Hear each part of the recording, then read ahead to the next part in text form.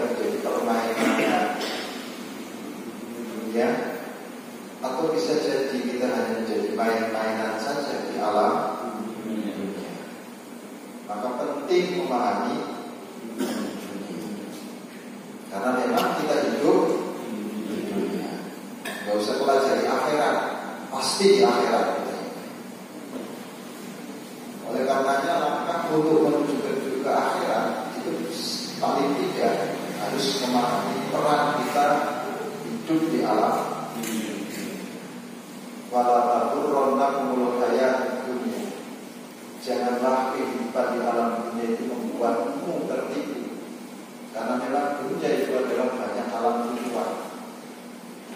Jadi kalau tidak ada tipuan namanya bukan alam dunia. Jadi sewajarnya kita itu menjadi hidup di alam dunia ini ada dua kemungkinan, bisa jadi menjadi manusia yang tertipu atau bisa menjadi manusia yang menipu.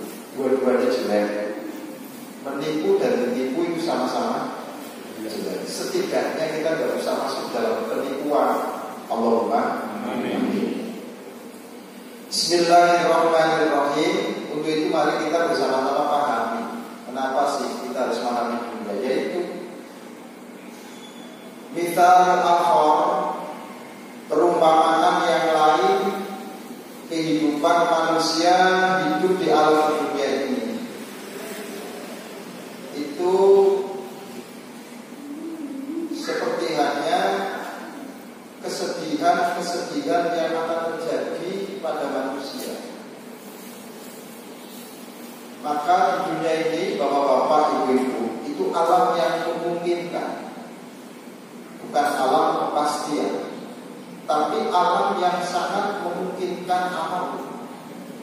Yang bahagia mungkin bisa jadi orang bersedih, yang bersedih mungkin bisa menjadi orang bahagia, yang kaya mungkin bisa jatuh kepada kemiskinan, yang miskin mungkin bisa naik kepada, yang ganteng bisa jadi atau mungkin dapat yang elek, si elek mungkin oleh sengaja. Semua yang ada di dunia itu adalah mungkin. Yang sakit mungkin sembuh, si orang sakit mungkin mati. Karena di dunia itu alam. Ayo bareng-bareng, di dunia itu adalah alam. Alam mungkin, bukan alam kepastian. Di akhirat adalah alam kepastian yang pasti tidak ada. Di akhirat ini penipuan semuanya nyata. Jadi kalau kita pengen nyata adalah jangan cari di dunia. Semuanya di dunia ini serba mungkin dan serba mungkin. Bapak-bapak, ibu-ibu jamaah yang dirahmati oleh Allah Subhanahu wa taala. Maka misal akhor litaqiyati alam dunia ba'wa ila ba'din hatal gila. Di perumpamaan dunia ini bila dihubungkan antara yang satu dengan yang lain, itu sampai kapanpun tidak akan pernah ada kepuasan. Orang mencari dunia semakin tambah itu bukan semakin puas, tapi semakin ngelak dia, semakin haus. Qala Isa alaihi salam, mithlu talibid dunya, mithlu syaribi ma'il bahr. Perumpamaan orang yang mencari dunia itu layaknya orang yang minum air laut. Kullama isdada syaraban isdada atsyan hatta yakulu atau hatta yakula. Maka semakin dia minum air laut, bukan semakin hausnya itu adalah terpenuhi, malah semakin haus sampai meninggal. Itulah yang disebut al-hakumut takatur hatta zurtumul maqabir. Ketika manusia itu yang dicari cuma dunia untuk dunia, sampai kapanpun tidak akan pernah memuaskan, tidak akan pernah puas.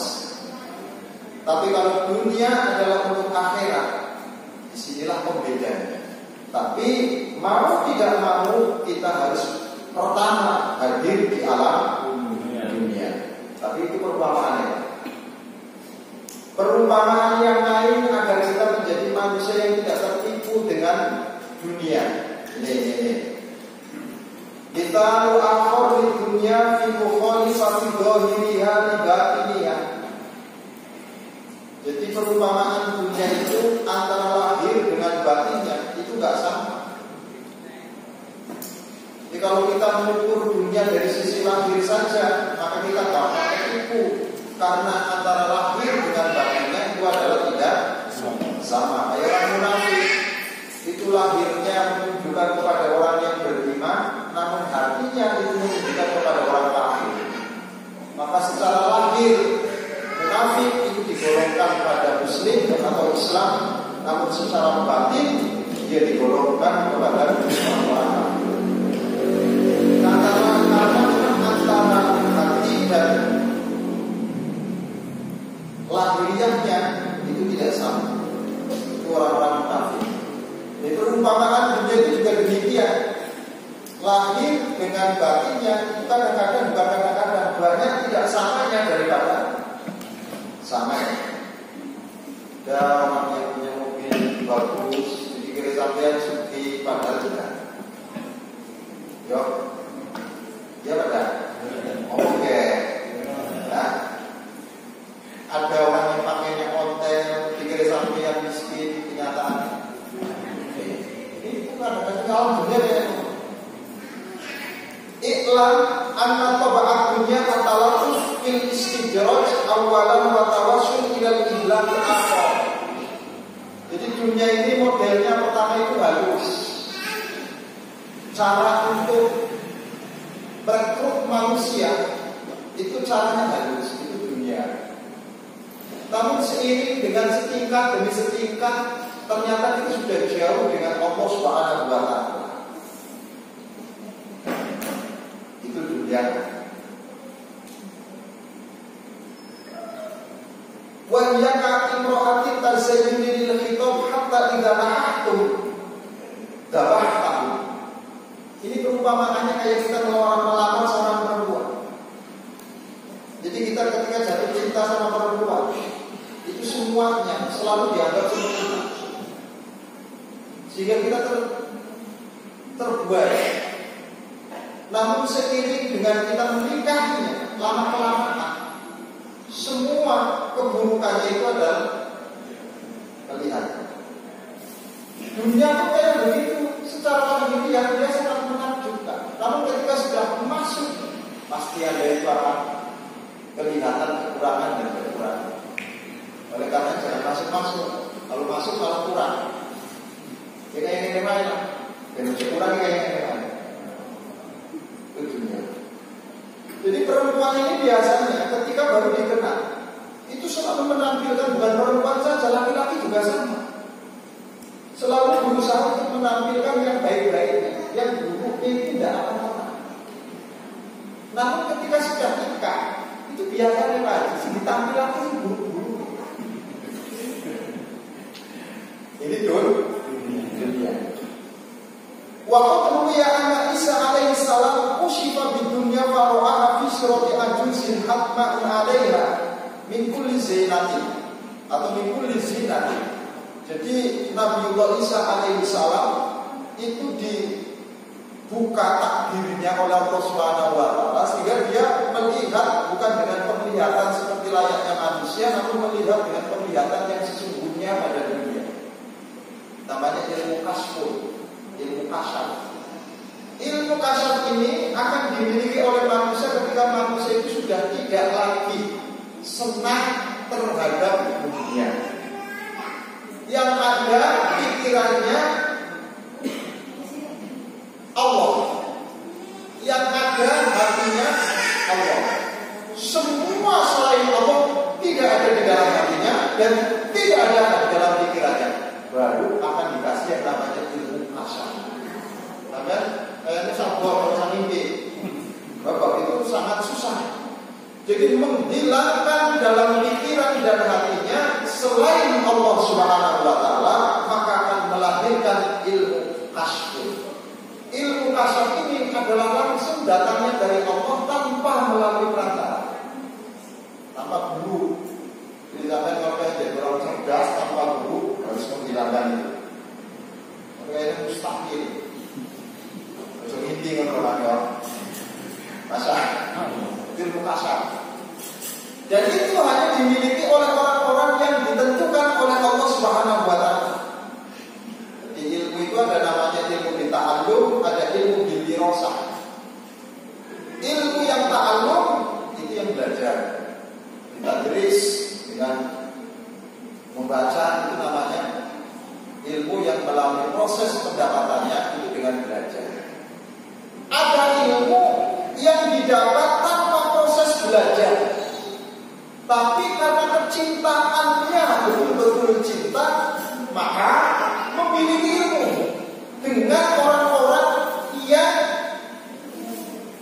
Di mana orang itu adalah memiliki ilmu.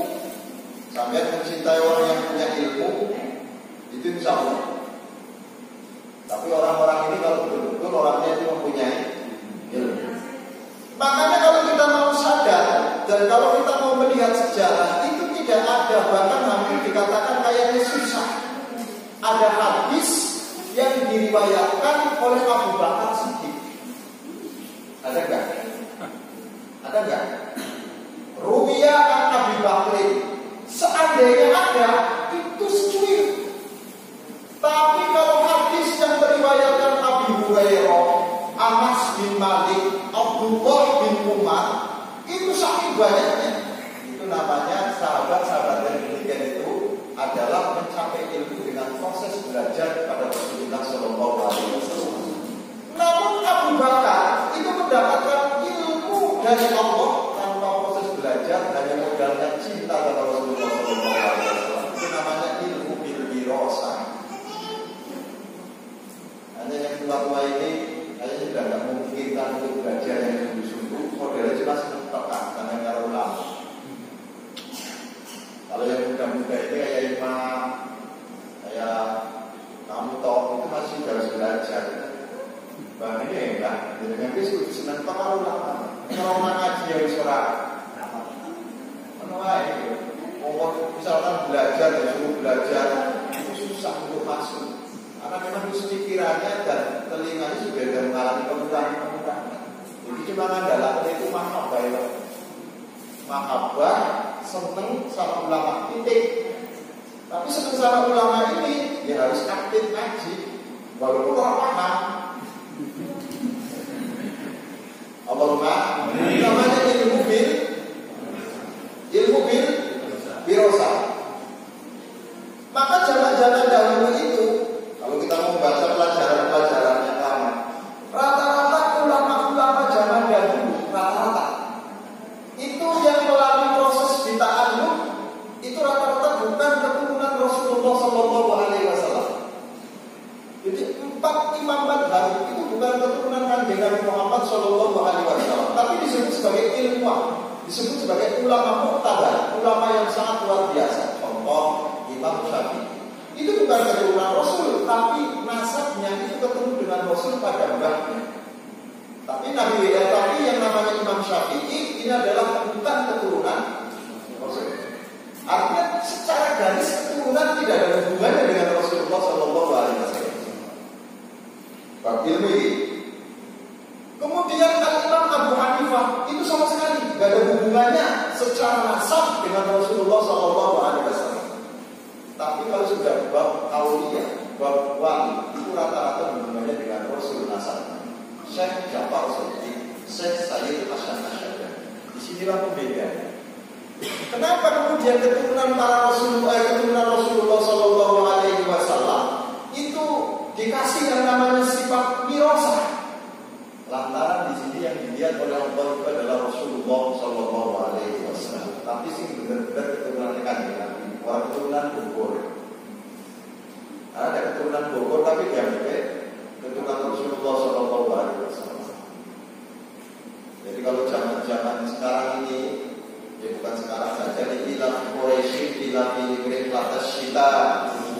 Soalnya budayanya orang Arab itu diambil sama Quran. Kalau musim-musim kayak begini itu banyak datang ke wilayah-wilayah yang lain. Contoh kayak musim haji, wilayah Arab sering datangnya ke Bogor. Di sana nanti di sana ada terjadi yang namanya nikah. Nikah itu adalah nikah dengan sistem kontrak. Makanya di Bogor itu banyak orang-orang yang wajahnya kayak orang Arab. Tapi di sana capek Pak. Ini payah kan payah kan ini. Jadi kalau hadir itu tidak mesti kayak orang Arab. Tapi kalau misalkan orang Arab, gayanya orang Arab ya wajar karena dia itu adalah memang orang Arab. Tapi yang namanya hadir tidak mesti bentuknya kayak orang Arab. Makanya yang namanya para habaib itu punya standar sendiri untuk mengukur apakah hadir atau tidak. Nanti kalau dibicarakan malah semakin suwe ya. Dan namanya ilmu bil wirasah. ilmu yang dihasilkan dengan modal kecintaan terhadap Rasulullah Shallallahu Alaihi Wasallam. Jadi modalnya juga dipakai senang saja sama yang ngaji, insya Allah. Balik lagi mana tadi? Jadi perumpamaan dunia itu juga demikian. Wa anna Isa alaihi salam kushifa bil dunya fa ra'aha fi surati ajus hatman 'alaiha min kulli zina fa qala laha kam tazawwajat qalat lahu sihum qala fa kulluhum mata anka am kulluhum talaqi qalat bal kulluhum qatalat. Faqala Isa alaihi salam bagusan bi azwajika al-baqina kaifa la yaqtadiruna bi azwajika al-maqin kaifa tudlikunihim wahidan ba'da wahid wa la yakunumika ala qadri. Jadi lantaran demikian ini Nabi Isa makanya tidak mau kawin karena tahu hakikatnya perempuan, maka Nabi Isa tidak tahu. Karena sesungguhnya yang namanya perempuan itu kata Nabi Isa, hakikatnya perempuan itu banyak lingkunya daripada tidak. Maka dunia itu dibaratkan di sini itu banyaknya itu seperti perempuan ajus, perempuan yang sudah tua lama. Jadi perempuan ini kalau sudah tua dia gayanya seringkali seperti anak muda pakai hiasan, alisnya dibuang supaya disangka. Jawab supaya disangka. Dunia itu juga demikian. Ketika dunia dihiasi sama Allah sebenarnya sudah tua hakikat dunia ini. Tapi dipandang oleh kita seolah-olah baru. Padahal dunia ini sudah tua.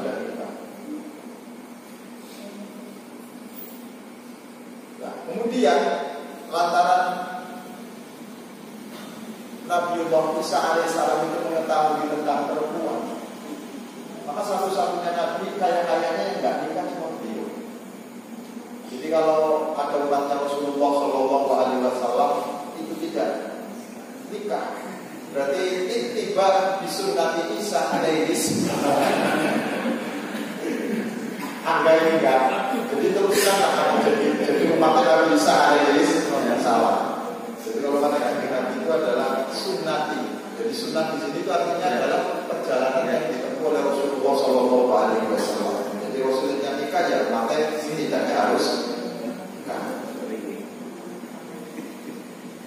Nah, ketika bertemu dengan perempuan, wujud dari sebuah perempuan yang sudah tua ini Nabi bisa bertanya, berapa kamu nikah? Berapa kali kamu sudah nikah sama laki-laki? Jawabannya adalah sangat banyak. Lakuksimu, tidak ada batasan. Artinya betapa banyak orang yang terbuai dengan kehidupan dunia tanpa sadar bahwa sesungguhnya dia ditipu oleh kehidupan dunia. Sama dengan perempuan yang selalu wujudnya muda terus, itu kan mampu menggait siapa? Tampilannya oke, padahal udah tuanya luar biasa. Tapi karena sering disalon terus, diuli aja kan Masya Allah. Jadi jangan demikian. Akhirnya kemudian beliau bertanya kepada perempuan yang tadi, itu yang kamu nikahi semua itu semuanya kamu cerai apa kamu mati?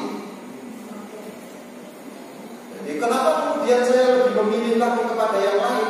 Karena mengalami kematian. Jadi artinya orang yang sudah terbujuk dengan bujukan dunia pasti akan mati. Dalam mati di sini pengertiannya bukan mati secara mati batinnya, mati hati. Jadi orang kalau sudah senang sama dunia, hampir bisa dipastikan kayaknya susah untuk hidup, hatinya itu susah. Mesti mati. Apalagi senang sama duit, itu berbagi. Kalau ada orang mau berbagi itu tandanya orang tidak senang sama duit. Tapi kalau orang yang sudah cinta sama duit itu nggak mau. Kayak kamu cinta sama istri, kamu mau dibagi. Berbahaya ini kalau istri sama dibagi. Tapi di istri itu tidak boleh kemudian dibagi. Dunia itu juga demikian. Kalau sudah dicintai, dia susah untuk dibagi dengannya. Makanya kalau misalnya hubungan narkoba biasanya ampun enggak? Biasanya. Alasannya banyak aja.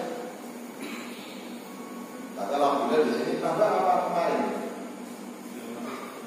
Masih tetap berarti istiqomah. Allahumma jadi kemudian dunia ini ditanya sama perempuan ini ditanya sama Nabi Isa alaihissalam, itu kesemuanya yang kamu nikahin itu ditolak apa memang mati? Mati semua. Mati.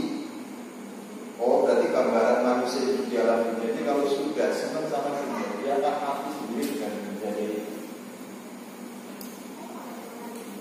Setelah itu kemudian Nabi Isa mengatakan lagi, bertanya lagi kepada perempuan yang tadi, bagaimana cara engkau mematikannya? Yo pelan-pelan tuh.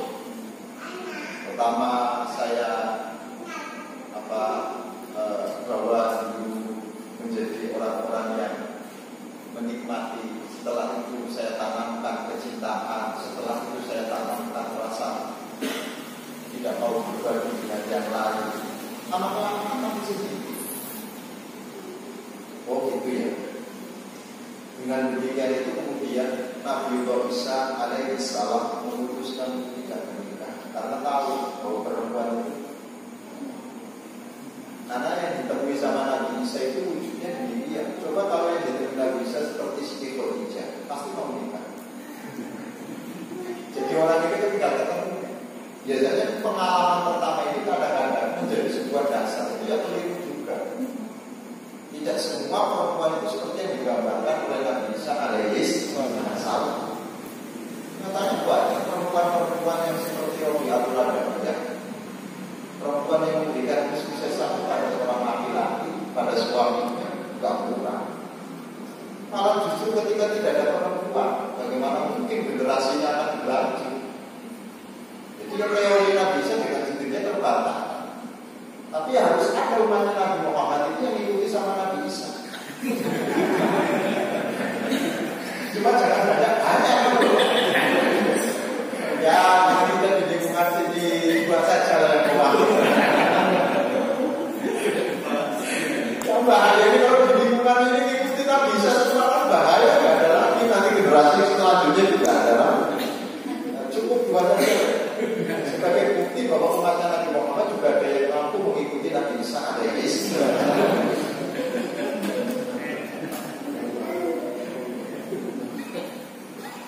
Bapak-bapak, ibu-ibu jamaah yang dirahmati oleh Allah Subhanahu wa taala. La yaqtabiluna bi azwajika al-matin kaifa tudrikunihi wahidan ba'da wahidin wa la yakunu bika ala qadri. Bagaimana kamu itu adalah mematikan satu persatu. Kamu sementara tidak punya rasa kekhawatiran sama sekali. Ngapain saya khawatir? Wong saya ini dijadikan oleh Allah Ta'ala untuk menguji. Hanya dunia itu adalah untuk menguji kita. Sanggupkah dengan dunia kita masih ingat sama Allah, atau malah justru kita itu adalah lupa dengan Allah Subhanahu wa taala. Itu saja Bapak. Oleh karenanya kita harus berada di dunia dulu. Jadi kita pernah janji sama Allah Subhanahu wa taala sebelum hadir di pentas dunia ini, bahkan sebelum hadir ke alam rahim. Jadi saat Nabi Adam alaihissalam itu dijadikan, bahkan sebelum Nabi Adam itu diwujudkan menjadi Nabi, belum dirupakan sebagai manusia, bahkan saja itu semua sudah dijanji sama Allah. Alastu bi rabbikum, bukankah aku ini Tuhan? Ini yang dimaksud janji kita terhadap Allah ini. Qalu bala. Jawabannya bukan na'am. Qalu bala. Bedanya apa kata na'am dengan kata bala? Sama-sama diartikan ya. Kalau na'am itu artinya mengiyakan sebuah kalimat yang apa? Alastu bi rabbikum hadza. Jadi mengiyakan sebuah kalimat. Bukankah aku ini Tuhan? Ya, engkau bukan Tuhan. Kaki. Kalau jawabannya alastu bi rabbikum, alastu bi rabbikum, bukankah aku ini adalah Tuhan? Jawabannya dengan memakai lafaz bala. Ya, maka yang dimaksud di sini itu adalah engkau Tuhan. Bukan mengulangi pertanyaan. Paham apa orang ini? Setelah jawab paham ya, dia harus terang. Alastu bi rabbikum, itu perjanjian yang kita buat dengan Allah Subhanahu wa taala jauh sebelum kita hadir di alam dunia. Maka perjanjian yang kita berikan, perjanjian yang diikat oleh Allah dengan perjanjian yang sangat kokoh. Kemudian untuk membuktikan adakah kita masih ingat sama janji atau kita ingkar janji, maka manusia dihadirkan ke alam dunia. Masih ingatkah kita dengan janji kita terhadap Allah Subhanahu wa taala? Namun sebelum manusia dihadirkan ke alam dunia, ada proses yang harus dilalui oleh manusia. Prosesnya apa? Harus melalui alam rahim. Gak langsung ujung-ujung di alam dunia. Hanya satu-satunya manusia yang tidak pernah melalui proses alam rahim, namanya Adam. Makanya kalau Nabi Adam itu diciptakan asli dari tanah. Asli dari tanah. Kalau kita bukan dari tanah, tapi unsur yang ada pada tanah. Itu loh ya. Kalau Nabi Adam itu langsung dari tanah, diupakan sama Allah, dibentuk sama Allah, dikasih ruh, langsung hidup. Nah kalau kita bukan dari tanah, kalau dari tanah malah gak jadi malah. Tapi dari unsur yang ada di dalam tanah. Unsur yang ada di dalam tanah ini ada unsur nabati, ada unsur hayawani. Unsur nabati ini beda dengan unsur hayawani. Unsur nabati ini diperlukan oleh kehidupan manusia. Unsur hayawan juga dibutuhkan oleh kehidupan manusia. Yang menimbulkan syahwat itu bukan unsur nabati, tapi unsur hayawan. Makanya kalau orang sering makannya kangkung terus dicoba susah. Untuk naik ini susah. Tahu kangkung. Maka sekali lah seminggu sekali ganti. Itu unsur hayawan. Sesekali ikan gitu loh Pak. Itu unsur hayawan. Lah yang dimakan entah itu unsur nabati ataupun unsur hayawan, itu sifatnya ada dua. Ini mulai yang penting. Satu disebut dengan al-mustauda, yang kedua disebut dengan al-mustaqam. Yang mustauda itu yang keluar setiap hari warnanya kuning, cek. Kuning itu namanya mustauda. Itu dari unsur hayawan dan unsur nabati. Kemudian ada yang mustaqam. Yang mustaqam ini yang tersimpan. Yang tersimpan ini Allah jadikan menjadi beberapa bagian. Satu bagian menjadi tiga kali. Satu bagian itu adalah menjadi sperma, ditaruhnya di tempat yang khusus. Maka tidak akan pernah terjadi percampuran antara darah dengan sperma.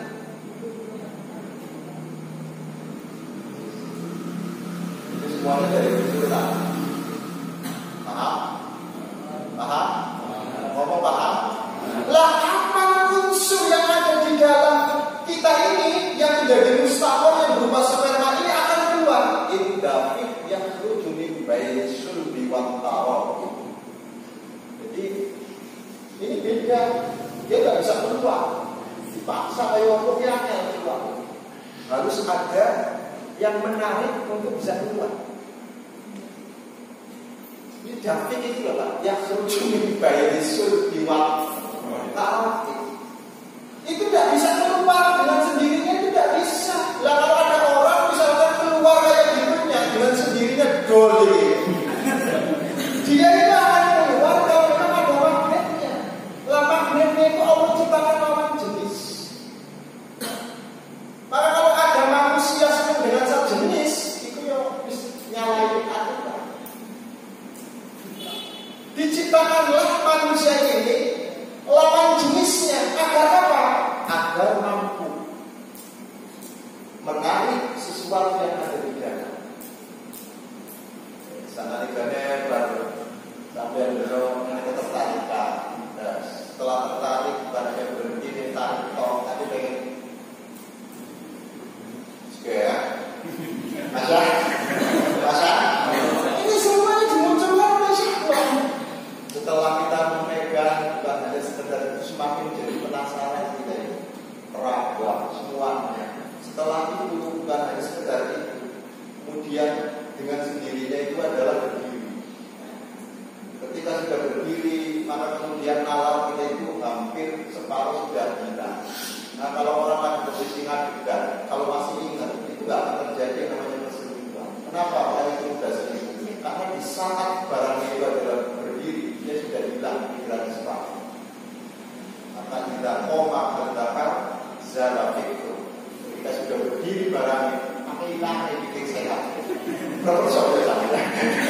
Masa Allah. Ada waktu bilang di sini karena sudah pikirannya nggak koma. Iya kan? Makanya belajar sama dia. Bapak-bapak, ibu-ibu itu menjelaskan tentang proses kita ini. Nah, setelah demikian ini kita tertarik kemudian keluar. Nanti setelah keluar ini ada yang sifatnya alam. Iqra bismi rabbikal ladzi khalaq, khalaqal insana min 'alaq. Kenapa disebut alam? Alam ini adalah sesuatu yang dempet, gantung, nempel sama dinding rahim seorang perempuan. Tergantung. Ketika alamnya itu adalah terlalu lemah, dia akan keluar dalam setiap bulan sekali. Tidak akan lama. Namun ketika alamnya itu adalah betul-betul kuat, akan terjadi yang namanya pembuahan. Dari proses pembuahan ini kemudian diproses lagi oleh Allah Subhanahu wa taala menjadi segumpal darah. Dari segumpal darah Allah ciptakan lagi, rupakan lagi menjadi segumpal daging. Dari segumpal daging mulai wasofa Allah rupakan kita ini. Ini proses di alam. Di alam rahim. Maka setelah itu malaikat turun. Setelah Allah turunkan malaikat, kemudian Allah Subhanahu wa taala menurunkan sebagai tanda kehidupan manusia di alam rahim. Bagaimana bisa hidup sementara tidak ada yang namanya lubang udara? Ayo pikir ya. Dia caranya bagi itu adalah bisa hidup sementara tidak ada tanda-tanda di situ. Mungkin kadang-kadang kumpul tipasnya banyak, kemudian jamaah banyak saja luar biasa. Apalagi di rahim seorang ibu sudah posisinya sempit, tidak ada jaraknya. Tuh. Maka dengan demikian bapak-bapak, ibu-ibu jamaah, kenapa Allah memproses itu tidak langsung ke dunia? Agar kita sadar bahwa kehadiran kita ini adalah seperti melalui perjanjian. Nah, setelah kita semua itu dikasih kehidupan di alam rahim oleh Allah Subhanahu wa taala, Allah mengukur kemampuan kita. Kalau terlalu lama kasihan, maka dibatasi dengan bulan saja, jangan dibatasi dengan tahun. Maka di alam rahim itu kaitannya dengan bulan, tidak ada kaitannya dengan tahun. Tapi kalau di alam dunia tiga-tiganya masuk. Ada hari, ada bulan, dan ada tahun. Di alam akhirat tidak ada hari, tidak ada bulan, tidak ada tahun. Saja. Di alam rahim hanya mengenal bulan. Ada yang pernah nanya dapat berapa hari hamilnya? Atau dapat berapa tahun hamilnya, Bu? Tidak. Berapa minggu bisa? Berapa bulan? Iya. Tapi kalau tanya hari berapa hari hamilnya, ada yang hamilnya juga sadar sudah hamil, belum sadar. Saking luar biasanya. Masya Allah, la haula wala quwwata illa billah. Maka Allah ciptakan kadar waktunya itu kurangnya bulan. Ada 9 bulan lewat. 9 bulan lewat. Jadi lewatnya itu tidak tahu lewatnya berapa, yang jelas jarang yang melewati sampai angka 10. Walaupun kadang-kadang ada yang lebih dari setahun, 12, 13 ada, 12 bulan, 13 bulan itu ada. Nah kalau misalkan namanya ada bayi kok misalkan terlalu lama, sini kayaknya ini sudah tahu potongan alam punya makannya malas keluar ini. Nah setelah demikian itu karena tahu posisi lubang yang akan dilewati itu terlalu sempit, maka bagaimana supaya bisa keluar? Allah ciptakan air ketuban sebagai pelumas. Olinya dulu. Seandainya tidak ada air ketuban, mau tidak mau harus dioperasi. Tapi sekarang ini seiring dengan berjalannya waktu, kadang-kadang dokter itu karena pengen kadang-kadang pendapatannya banyak. Biasanya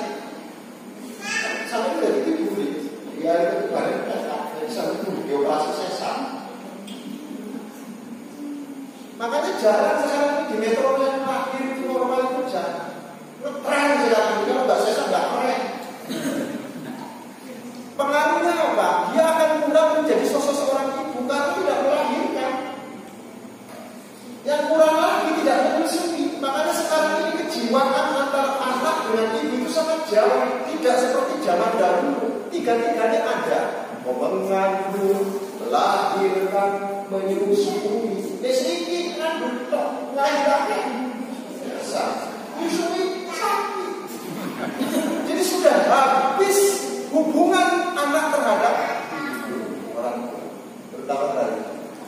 Padahal yang menentukan nanti psikologisnya seorang anak itu rata-rata dari jalur. Saya mengadakan penyelidikan Katolik. Dulu itu saya sedang eksperimen. Jadi ada orang lakinya goblok, istrinya cerdas.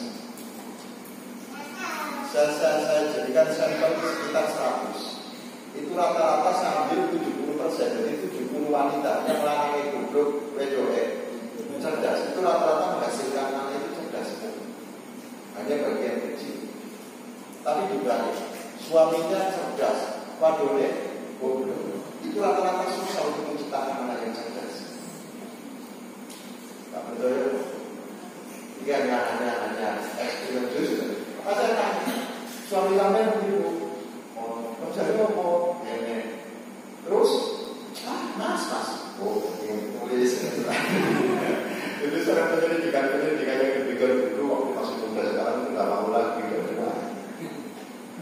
Bapak-bapak, ibu jamaah yang rahmatullah wabarakatuh. Kenapa sekarang ini kemudian terjadi penurunan lantaran ibu ini sudah hilang dua sifat melahirkan dan seandainya ada hubungan tiga-tiganya ini, insya Allah kuat kok hubungannya anak dengan orang tua. Kenapa? Karena nggak kuat sekarang, karena sudah hilang. Bapak-bapak, ibu ini perlu silakan terjadi dengan presentasi yang pendidikan. Kenapa kejiwaan anak sekarang ini mengalami penurunan yang luar biasa, berani sama orang tua dan sebagainya. Ya, karena merasa nggak diladeni. Kayak dokter disesat, setelah berdiri itu merasa nggak disusui sakit. Kalau jadi manusia cerdas, orang ini riwayatnya sakit cerdas itu. Kok makannya aja macam-macam, makannya paling rumput. Lalu manusia itu makannya macam-macam. Ya, kalau misalnya menciptakan sekarang ini anak cerdas kayak anak, semakin bodoh kita ini. Ini yang bilang. Nanti di samping itu adalah kalau ilmu dirosak itu masih, tapi ilmu ilhamiah itu yang hilang. Anda bisa belajar melalui YouTube, bisa namanya ilmu ta'alum atau tulis. Tapi ilhamiah itu tidak bisa, karena harus dicontohkan langsung sama guru. Sementara di YouTube itu tidak pernah mencontohkan. Dia yang menyampaikan dan tidak pernah ada sampelnya dan tidak ada contoh.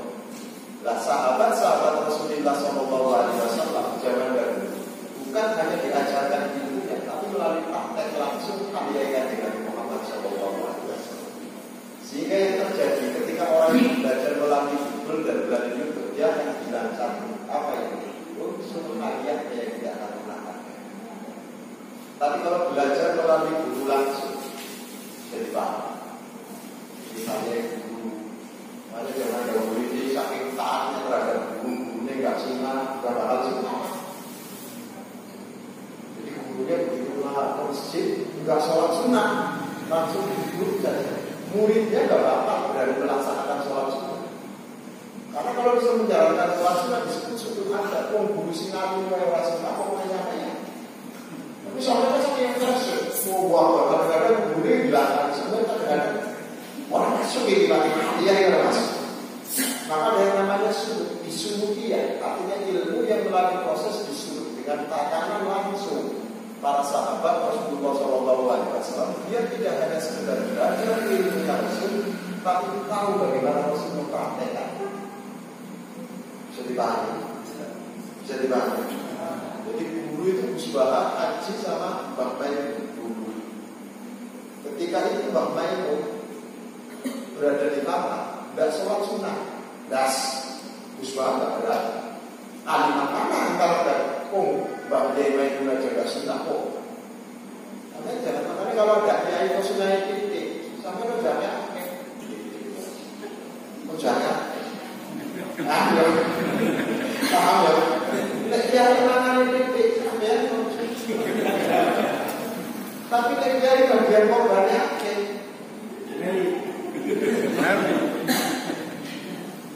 Ini namanya ilmu fisiologi ya. Nanti insyaallah kapan-kapan akan kita jelaskan. Untuk itu adalah di dalam kitab Ihya Ulumuddin juz pertama. Bab Ta'dil wa Ta'allum. Bapak-bapak, ibu-ibu jamaah rahmatullahi wabarakatuh. Ini kaitannya dengan alam dunia. Setelah lahir ke alam dunia, kita semua posisinya sama. Tak satu pun manusia yang lahir ke alam dunia itu membawa ini, membawa harta juga. Semuanya sama. Berarti yang membentuk berilmu atau tidak itu adalah orang tua. Di sini kesempatan orang tua untuk menciptakan anak agar berilmu bagaimana, agar berakal. Maka setelah itu Allah Subhanahu wa Ta'ala memberikan modal terbesar kepada bayi. Modal terbesarnya apa? Namanya naluri. Dia hanya bisa nangis saja ketika pengen nus, enggak ngomong, enggak, tapi nalurinya nangis. Ketika ngompol, kemudian basah semua, nangis. Naluri. Ini dikasih modal. Nalurinya seorang ibu itu sudah tahu juga ketika nangis langsung diangkat, disusui. Sama-sama naluri. Namun orang tidak bisa hanya mengandalkan naluri saja. Karena naluri itu nilainya ada yang objektif, ada yang tidak. Mulai mudah dan kita yang objektif itu apa? Yang objektif itu adalah ketika naluri didasari dengan nur ilahi. Sementara ketika naluri itu adalah didasari oleh lingkungan, maka tingkat kebenarannya itu tidak akan pernah mencapai kebenaran yang sesungguhnya. Justru naluri ini adalah akan menjadi sesuatu yang masalah dalam kehidupan umat manusia. Anda jangan berharap bahwa dokter sekarang ini itu akan berjuang menyobati penyakit sampeyan dengan sistem lidah. Karena memang nalurinya sudah dibuat, semuanya serba mahal sekolahnya. Dari mulai daftar sudah harganya lebih mahal, bukunya lebih mahal. Maka ketika jadi dokter, naluri yang akan dibuat pertama kali bagaimana mengembalikan modal. Naluri itu dibangun melalui apa? Melalui lingkungan, melalui pendidikan naluri manusia. Itu naluri yang jelas-jelas itu menyimpang, tapi naluri yang benar adalah naluri yang dikawal oleh nur Allah Subhanahu wa Ta'ala. Naluri kita ini kayaknya benar apa enggak? Allah Ta'ala salah. Naluri dibentuk oleh barangkali naluri dibentuk oleh. Jadi kalau misalkan namanya pengen menimbulkan pejuang-pejuang di Indonesia ini, terutama dari pendidikan. Pendidikan sebuah materi loh Pak. Bagaimana mungkin akan menjadi anak-anak pejuang? Ujung-ujungnya yuk.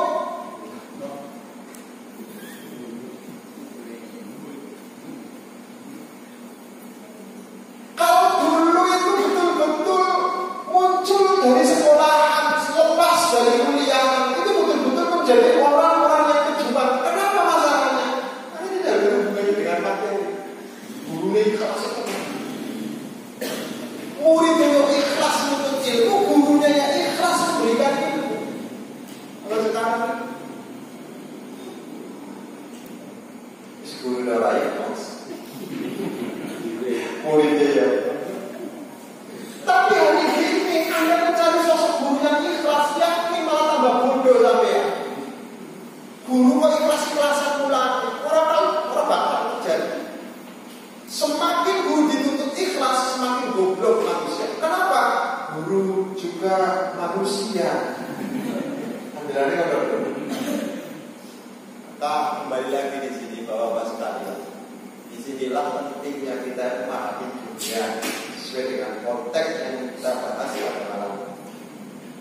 Lah, selama kita berada di alam dunia ini, berbagai macam cara ditempuh oleh Allah Subhanahu wa Ta'ala. Oleh manusia bukan. Berbagai macam tatanan Allah Subhanahu wa Ta'ala perkenalkan kepada manusia. Bukan hanya sekedar objeknya yang Allah perankan, namun alatnya untuk memahami juga Allah beri kepada manusia. Kita bahas bersama lagi untuk menyampaikan sebagai ini, wa ma khalaqtul jinna wal insa illa liya'budun. Jadi yang dimaksud liya'budun di sini itu tafsirannya para ulama itu adalah illa liya'budun, untuk mengenal. Karena Allah itu tidak bisa dilihat oleh kasat mata manusia, maka caranya manusia mengenal Allah harus menciptakan. Tidak ada apa lain. Selama Allah tidak menciptakan, maka manusia punya alasan tidak mengenalnya. Tapi memang tidak ada yang ditunjukkan untuk mengenalnya. Tapi kalau sudah ada ciptaan, manusia tidak akan. Jangan salahkan Allah Subhanahu wa Ta'ala.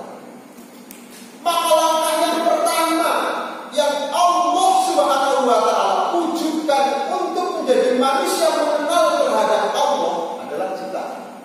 Makanya pertama kali itu nama yang dikenalkan oleh Allah kepada manusia itu adalah al-Qalam. Iqra bismi rabbikal ladzi khalaq. Menciptakan dulu kan. Hanya sampai kalau menjadi orang terkenal harus berkarya. Orang karya itu terkenal. Paling kita juga karyanya baru misalkan jelek, pakai orang karya. Kalau di mana-mana ya namanya karya. Lah Allah ciptakan. Setelah Allah ciptakan semua unsur-unsur yang dibutuhkan oleh manusia, termasuk Allah ciptakan yang dibutuhkan oleh manusia. Paham Pak? Paham?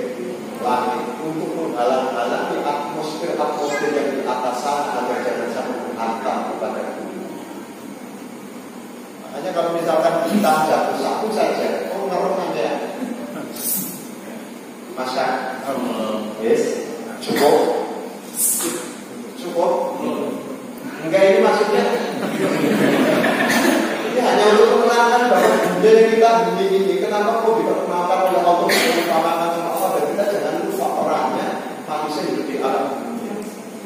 Jangan sampai dunia melupakanmu. Tapi kita harus ingat kehidupan di dunia adalah sebagai perantara atau perantara untuk menuju akhirat. Jadi ada kesiapan. Itu bedanya kalau kita dibuaikan sama dunia, ditipu sama dunia, kita merasa enak saja di dunia. Tapi kalau kita menjadikan dunia itu adalah merupakan sarana untuk menuju akhirat, ada persiapan. Apa? Cukup? Yang menjadikan manusia bisa bertahan hidup di alam dunia bukan hanya sekedar tempatnya saja yang Allah ciptakan, namun sarana manusia supaya bisa bertahan hidup di alam. Kebutuhan manusia itu loh, supaya bisa hidup di dunia ini Allah ciptakan.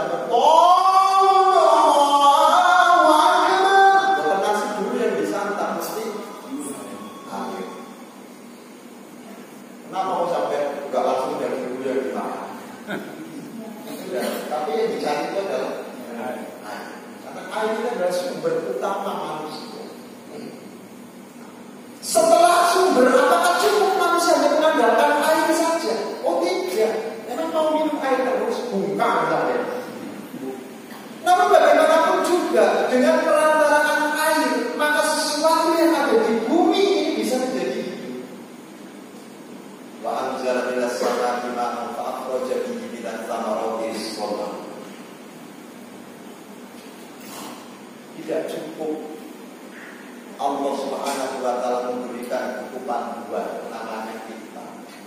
Dengan karyanya, barangkali manusia nggak paham tentang Allah, maka Allah berikan buku lisan namanya kita. Kitabnya ada namanya Taurat, ada namanya Zabur, ada namanya Injil. Semuanya sudah berlalu. Yang sekarang masih cuma Al-Quran kita. Dan itulah yang demikian. Kalau kitab-kitab yang lama itu sudah tidak berlaku lagi. Seiring dengan kehadiran Al-Quranul Karim, maka kitab semua itu yang berlaku cuma Al-Quran. Dengan tulisan barangkali tidak paham karena kita kadang-kadang tidak aksara, maka dituntun dengan orang yang diutus oleh Allah menjadi Rasul. Kurang ada ayatnya Allah yang dikenal oleh manusia, ada tulisannya, ada yang diberikan petunjuk. Kok ternyata kita masih saja terbuai. Kok ternyata kita masih saja tertipu. Yang salah adalah kita sendiri, bukan Allah Subhanahu wa Ta'ala. Sepahami ngomong dari. Jadi kalau sampai misalkan namanya mau bangunan, bahan materialnya sudah semua ada. Kok nggak bangunan? Ini salahnya saja. Bukannya material yang dibutuhkan untuk membangun semuanya sudah ada. Kenapa sih jadi bangun lagi? Siapa yang besar? Kita sendiri. Maka tidak ada alasan manusia ketika di akhirat kalau kita tidak mengenal Allah Subhanahu wa Ta'ala. Ada bukti-bukti tentang Allah sudah disiapkan oleh kita. Maka di dunia ini kemudian ada orang yang berbuat sama dunia. Maka ciptaan itu hanya sekedar ciptaan. Menganggap bahwa ciptaan itu dari dunia berlalu. Ya musim hujan, musim mau itu kan musiman. Orang yang kaitan dengan Tuhan. Wes kayak masa, ya toh seringkali manusia itu kaya atau tidak itu menentukan Tuhan, tapi yang menentukan kita sendiri. Kalau nggak dagang, nggak cari duit, pasti nggak punya duit. Tapi kalau misalkan dagang, mesti punya duit. Kayaknya kalau berarti mau dagang susah sekali. Kenyataannya yang dagang di bank. Nyatanya ada orang yang tidak cari duit, tapi malah duit apa dewe. Contohnya ngaku, terus ngomong misalnya. Saya ini coba ini mas topik itu hanya bukan kitab saja. Soalnya itu saya nggak pernah mikir belas. Tapi alhamdulillah ketika saya itu malah duit tak ada. Maka logika yang dibangun itu adalah hubungan itu. Kenapa? Karena dunia ini. Maka kemudian wajar ketika kita hidup di alam dunia ini ada banyak perumpamaan agar kita memahami bahwa dunia itu bukan segala-galanya, tapi dunia itu adalah merupakan awal untuk menuju sudah siapa kita di dunia ini. Karena alasan dan alasan Allah sudah memberikan semua kepada dan alasan kurang-kurangnya bukan hanya sekedar itu saja. Allah buktikan kehebatan. Ada sesuatu yang tidak mungkin dalam pandangan manusia, mungkin kan dalam pandangan Allah Subhanahu wa Ta'ala. Siapa yang mengira bahwa itu bakal hancur?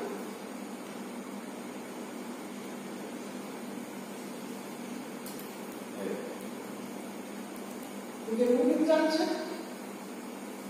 La haula wala quwwata illa billah. Kalau menurut undang-undang yang dibikin ini mestinya yang rokok itu penyakit paru-paru semua. Nyatanya malah si orang rokok, si paru-parunya.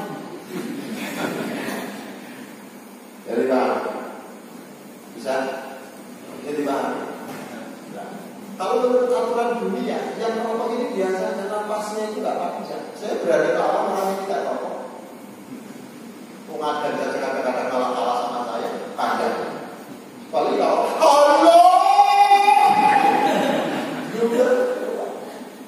artinya kajian ilmiah itu sisi kebenaran itu masih perlu dipertanggungjawab. Tidak ada yang namanya ilmuwan kebenaran itu otentik, semuanya pasti dipertanggungjawabkan. Sama dengan tafsir. Bahwa yang namanya tafsir itu bukan kebenaran yang mesti harus diterima, bukan. Karena maknanya Quran itu lebih jauh daripada tafsir. Quran itu lebih luas daripada tafsir. Jadi ketika Anda membaca tafsir, jangan sekali-kali bahwa itulah yang benar, bukan. Tapi kemungkinan saja. Ya Allah, ini jika yang kayak nanya, terus dia kan, sudah merasa mikir benar atau salah. Karena di dunia ini hanya mengikuti cara saja, benar atau tidak nanti memutuskan di sana. Selama kita itu mengikuti cara, insya Allah. Tapi kalau nggak mengikuti cara itu, tiba-tiba berbunuh surga tanpa cara kan susah. Tiba-tiba sampai masuk ke perusahaan tapi tidak melalui syarat-syarat kan susah. Kok iso? Oh berarti di sini itu ada masalah. Bisa jadi yang bermasalah sampeannya atau perusahaannya yang bermasalah. Tapi selama perusahaan adalah normal, memberikan persyaratan-persyaratan, tidak ada orang yang tanpa syarat bisa masuk perusahaan. Selama normal, kecuali perusahaan yang tidak normal, mesti bisa memasukkan tanpa syarat. Nah kita ini sudah tidak normal. Oleh karenanya siapapun bisa masuk. Harus sudah tidak normal. Sholat yang normal itu pakai aturan, pakai syarat. Itu sholat yang normal. Ada yang namanya rukun, ada yang namanya syarat. Syarat itu sebelum menjalankan namanya syarat. Itu yang harus diperlukan. Kalau ada orang sholat dalam keadaan telanjang, kok sah? Sedih paham itu? Paham? Selama kita memenuhi syarat-syarat itu ada harapan kita bisa masuk ke surga. Memenuhi ada harapan kita benar. Tapi ketika syarat-syarat itu, cara-cara itu tidak ditempuh, susah kita untuk mencari. Bahkan kita itu adalah menjadi orang-orang yang benar susah. Selama normal caranya. Ada masalahnya cara yang tidak normal. Cara yang tidak normal itu banyak sekarang. Kita itu juga seringkali melaksanakan cara yang sudah tidak normal. Bapak-bapak, ibu-ibu jamaah yang dirahmati Allah, inilah mengapa kita hidup di alam dunia, kemudian banyaknya sekali kita berwaktu ujian-ujian yang datang dari Allah semata-mata agar kita kembali ingat terhadap janji kita terhadap Allah. Allah seperti Rabbikum, bukankah aku ini Tuhan? Jawabannya baik. Ya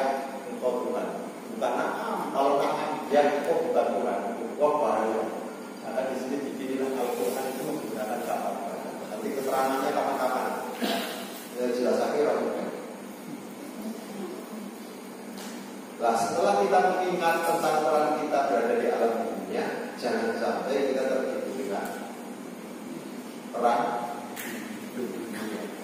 Itu yang diharapkan. Maka dunia ini adalah menjadi perjalanan kita untuk menuju akhirat.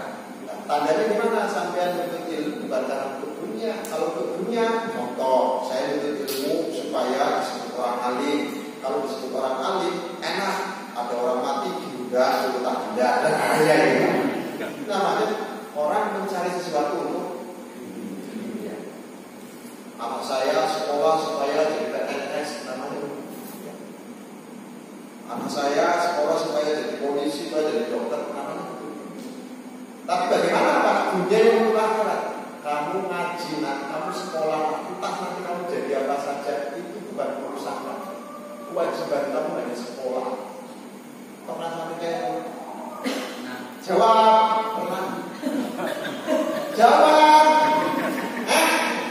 Pernah? Masalah surga atau neraka itu bukan ditentukan oleh sholatmu. Yang penting kamu sholat saja loh. Pernah? Ngomong kayak pernah? Kita ini sudah begitu. Kalau kita ini kalau sudah sholat pasti masuk. Kok penak banget? Bukan kayak begitu. Kita ini hanya disuruh sholat. Masalah nanti Allah memasukkan ke surga atau neraka itu tidak ada hubungannya dengan sholat. Rahmat. Saya ulangi lagi, yang memasukkan Anda nanti ke surga itu rahmatnya Allah. Bukan amal ibadahnya. Kalau amal ibadahnya nanti akan dihubungkan dengan hisab. Kalau sudah dihisab itu habis.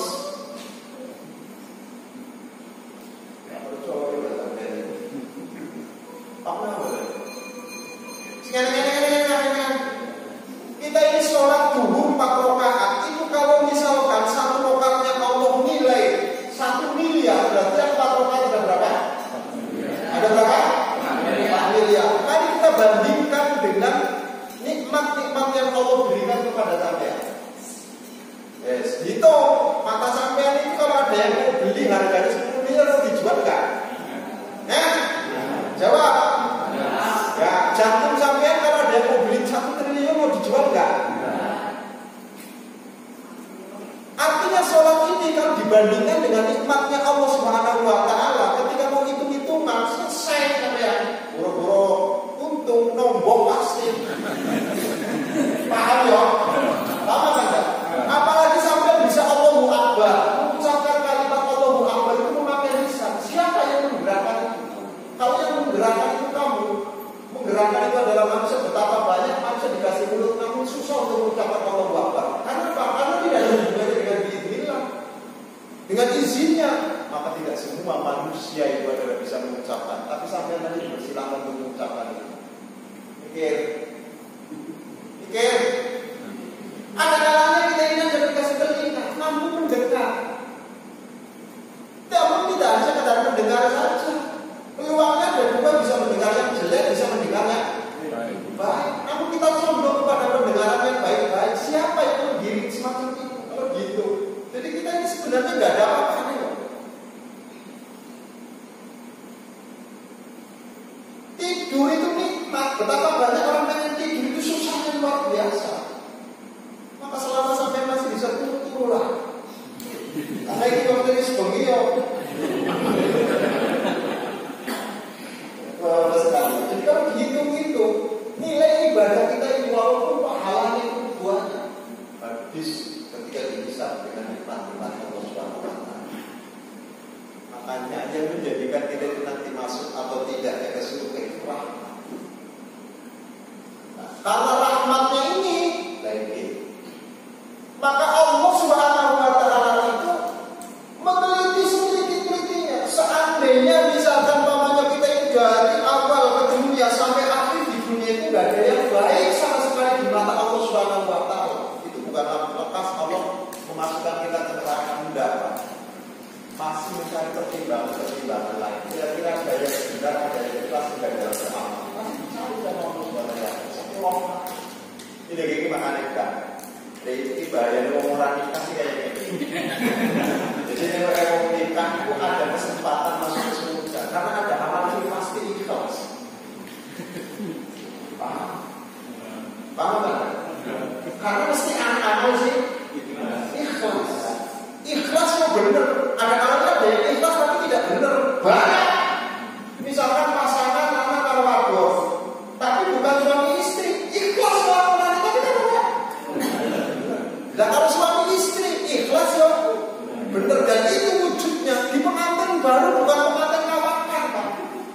Kalau pengantin baru itu sama-sama ikhlasnya, karena sama-sama semuanya. Tapi kalau sudah pengantin kawakan, kadang-kadang lanangnya senang bodoh wis. Jadi kadang-kadang layanannya terpaksa, oh ikhlas. Jadi untuk ada pengantin baru, kalau ada pengantin baru ya. Jangan sampai nanti kita ini pada masuk surga kamu sama angga itu ketinggalan. Mudah-mudahan Allah. Jadi inilah kehidupan di alam dunia, Pak. Masih punya kesempatan karena Allah itu rahmat. Kalau seandainya Allah yang menghitungnya itu adalah amal, kita yakin kita nggak pernah masuk. Jadi rahmatnya inilah yang mempunyai kesempatan kepada kita. Jadi jangan terus putus asa. Rahmatnya itu sudah keluar. Ada nggak seorang ibu yang lihat anaknya itu nggak kasihan? Jawab. Ada nggak seorang ibu yang lihat anaknya misalkan kecelakaan puasa? Ada nggak? Ada nggak? Oh itu bukan ibu yang itu kopla. Selama melalui ibu kasihan dan dia tidak akan pernah tercabut kasih sayangnya. Walaupun posisi anak ini salah, dibela mati-matian. Betul? Betul? Nah, sementara kasih sayang Allah itu di atas kasih sayang seorang ibu. Ya jangan. Jadi walaupun sampai nanti keliru nanti salah, itu bisa seorang dibela mati-matian. Catatannya malaikat tiga bapak, itu ngerti apa malaikat? Ini ya, bapak. Ini amal sih tidak pernah kamu tahu. Masalahnya kalau waktu di sini. Orang ini cuma mereka.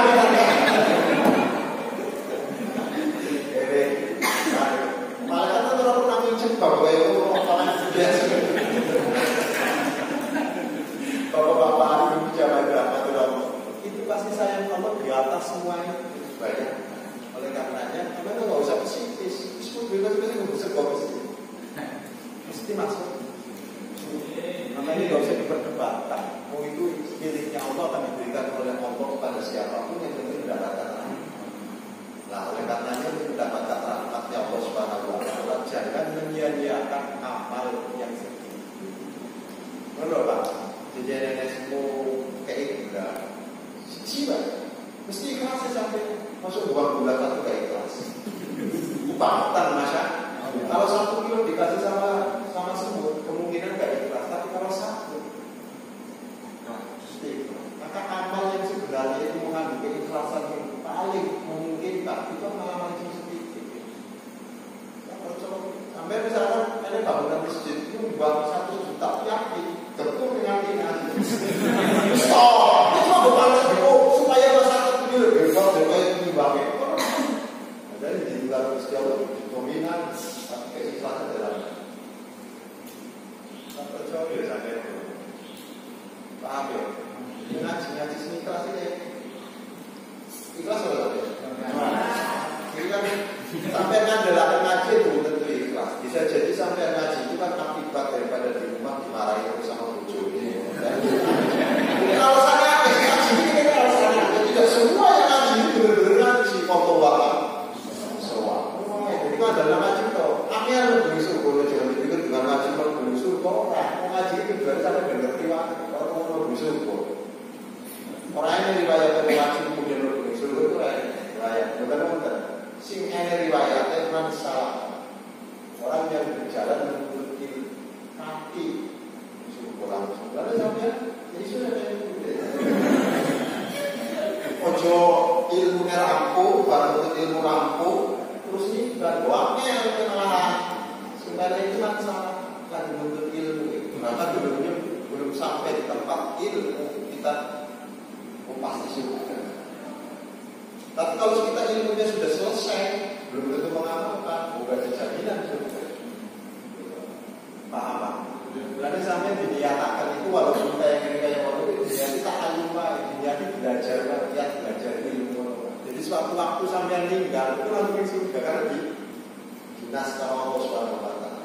Jadi walaupun di rumah malam Rebo yang akan datang atau malam Sabtu yang akan datang ngaji, niati yang saya belajar mudah-mudahan Gusti Allah mengulangi umurnya sampai malam Sabtu. Kok bila kata perjalanan mati surga? Aku disuruh mati pilihan Pak. Kalau saya misalnya niatin aja, ini bahaya. Karena aku tadi itu ya niatnya belajar nama itu ta'lim wa ta'lim. Tak merubah di Allah wa di sunnah Rasulullah sallallahu alaihi wasallam. Maka walaupun ngajinya seminggu sekali dan alhamdulillah ada malam Rabu juga ngaji, sampai niati walaupun belum malam Rabu atau belum malam Sabtu. Ya Allah, mudah-mudahan umur saya nyampe pada malam Rabu bisa ngaji dan malam Sabtu bisa ngaji. Kok di tengah perjalanan ternyata sampai umurnya tidak ada ke situ surga. Karena sudah dicatat sebagai masalah kita tahu ini saja. Orang yang nambah kepada jalan. Karena toh ini kalau berjuang mati usia itu ada di anak banget ngurus ilmu komis. Tapi usia nggak pernah itu niatan dan jadi sama Allah Subhanahu wa Ta'ala. Percaya sampai dulu. Percaya apa adanya? Tapi begitu malam Rebo nggak ngaji. Jadi malam Rebo ngaji, malam Sabtu yo ngaji ternyata apa? Gusti Allah juga mantel itu ya. Kayak mantel itu juga dibodohi, sifatnya kok itu dibodohi kalau maksud rencana itu mesti biasa kalau Gusti Allah tapi ini dibodohi kalau keting banget Gusti Allah. Kalau yang makanya harus dinyati Sabtu ngaji Rebo bodoh. Karena hubungan harus dinyatakan Gusti Allah itu sangat nyatet ini. Ojo sampai di situ bukan malaikat cuma masalah. Di situ kan Gusti Allah itu. Apa Gusti Allah jawabannya? Oh, setingkat makhluk kan bodoh dia. Itu bodoh di malaikat kok wajar misalnya bodoh makhluk. Lah iya begitu. Kurang ajar. Allah itu paling benci kepada orang yang selalu mendustakan. Wa man adlamu mimman iftara 'ala Allahi kadziban. Jadi orang yang paling sangat dimurkai sama Allah itu adalah orang yang selalu bohong tapi mengatasnamakan Allah. Ya kok dilawai saya itu senjata ngaji ternyata. Ya ini sodaqallahu alazim. Bapak-bapak sekalian, mudah-mudahan sedikit ini ada manfaat yang jelas semuanya bisa saling mengingatkan. Mudah-mudahan kita semua masuk dalam rahmatnya Allah Subhanahu wa Ta'ala. Amin. Jadi kembali lagi, jangan sampai lihat ngaji itu pengen disebut Quran, jangan. Kita hanya sekedar belajar sunnah aturan Kanjeng Nabi Muhammad sallallahu alaihi wasallam. Masalah pintar atau tidak itu urusan kita. Paham tak ya? Selama sampai itu punya niatan selalu belajar, seandainya kemudian kita itu adalah tidak bisa hidup lagi, maka pasti dicabut sebagai masalah kita boleh hidup jannah. Allahumma amin. Assalamualaikum warahmatullahi wabarakatuh. Saya ada pertanyaan gitu. Soal apa itu?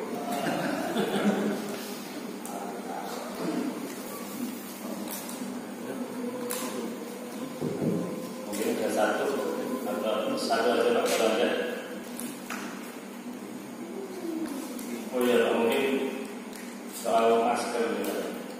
Ini mungkin yang sering, yang masih ada yang ngomong nggak boleh. Atau ini sholat menggunakan masker itu kira-kira termasuk apa? Anggota sujud berhitung atau dari ini. Saya sering orang itu berbicara ini, ada yang bilang sah, ada yang tidak sah. Mungkin sedikit ini kan yang terjadi pada saat ini. Dalam situasi normal itu harus anggota badan itu adalah anggota sujud itu menyentuh semua. Jadi anggota sujud itu ada 7. Satu itu adalah tangan, telapak itu harus menyentuh ke tempat sujud. Yang kedua, nih. Nah kalau masalah ini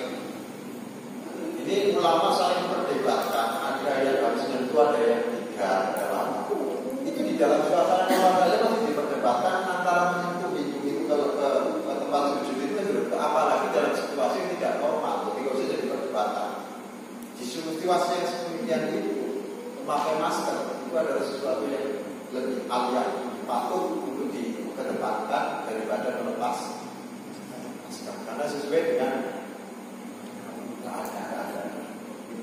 Jadi nggak usah di dalam suasana normal saja itu ulama masih menjadi perdebatan antara hidung itu menyentuh kepada tempat sujud menjadi sah atau tidak, itu berbeda. Tapi dalam suasana tidak normal tidak ada yang berbeda, sah.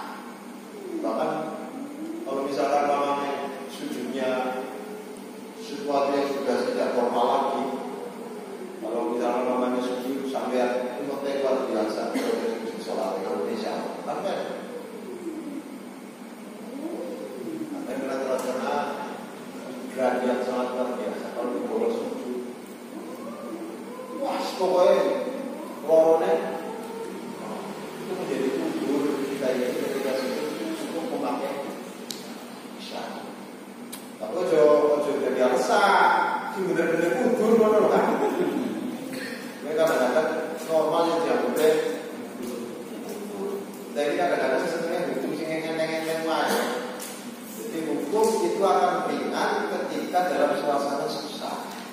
Kayak kita misalkan pamannya bepergian, itu hukum yang wajar yang normal adalah sholatnya tetap 4 rakaat, zuhur, asar 4 rakaat, waktunya sendiri. Namun dalam suasana dalam keadaan kesel, capek dan bepergian yang memenuhi ketentuan, maka diperbolehkan waktunya digabung jadi satu, namanya jamaah. Boleh juga bilangannya dikurangi dari 4 jadi 2, namanya kosong. Bukan hanya sekedar mengumpulkan waktu dan mengurangi saja, tapi semuanya dikumpulkan jadi satu, kosong dan jamaah.